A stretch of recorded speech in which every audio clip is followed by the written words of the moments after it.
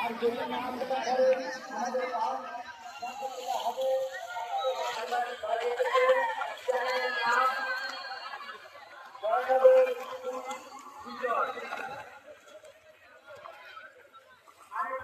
সাংবাদিক ভাই এসেছে